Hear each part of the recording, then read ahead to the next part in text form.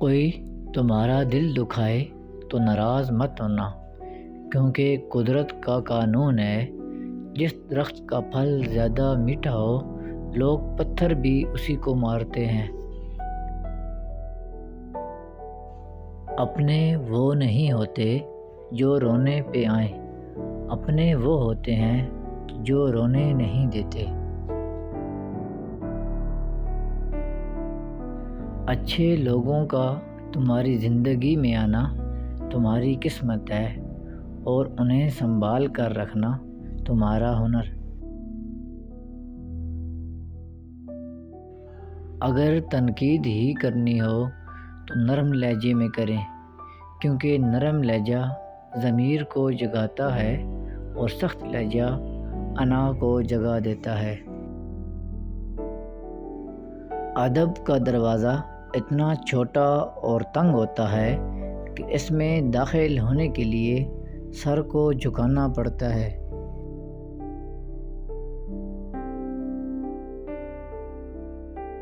ذلت کے لباس کا کوئی ناپ نہیں ہوتا، یہ ہر جسم پر پورا آ جاتا ہے۔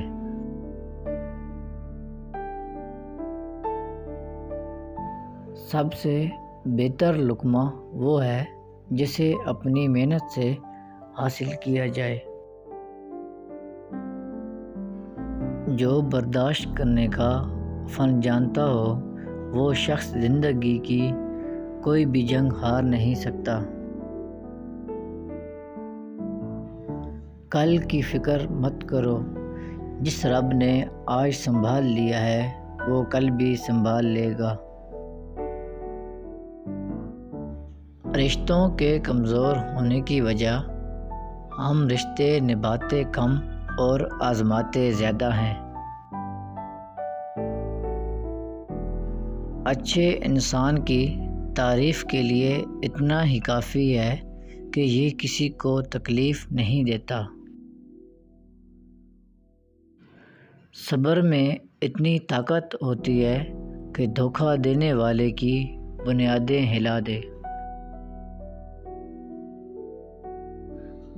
زندگی کو سمجھنا ہے تو پیچھے دیکھو، اور زندگی کو جینا ہے تو آگے دیکھو۔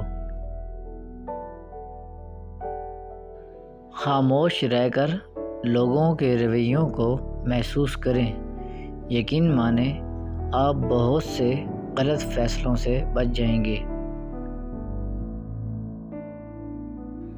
جب بات عزت نفس پہ آ جائے تو تعلق ختم کر دینا چاہیے، کیونکہ عزت سب سے پہلے ہے اور تعلق دوبارہ بن جاتے ہیں۔